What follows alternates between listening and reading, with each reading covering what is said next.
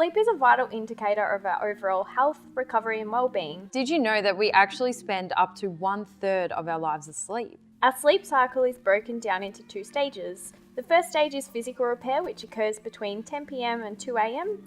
The second is mental repair, which occurs between 2 a.m. and 6 a.m. It is so important to get sleep as close to these times as possible to receive the maximum benefits. Some of these benefits include our immune system, tissue recovery, reducing stress, improving your mood, memory and concentration, and decision making. Depending on our age, we require varying amounts of sleep. Nevertheless, it's important to pay attention to your own individual needs by assessing how you feel on different amounts of sleep. It's also important to take into account any sleep debt that you may have clocked up over time and make sure that you're catching up on those lost hours of sleep. What are some of the things that you've implemented to make sure that you get enough sleep? I think the most important thing for me is having a sleep schedule. So making sure I'm going to bed at the same time every night is really easy to follow.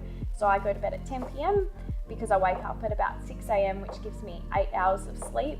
So in order to go to bed at 10 p.m, I spend a good couple of hours winding down. So that for me is stretching and going through some deep breathing techniques. I find doing that just really calms my nervous system down, so I'm allowed to switch off my mind and get prepared for bed. Yeah, I've found that, the earlier you go to bed, then when you do wake up, you feel more refreshed as well. I've really noticed that. But for me personally, if I knew that I had a lot of work to do, I often found myself pushing further and further away from that 10 p.m. deadline. However, with the right scheduling and preferences throughout the day, I was able to put sleep as a priority and then going down the track, further my productivity.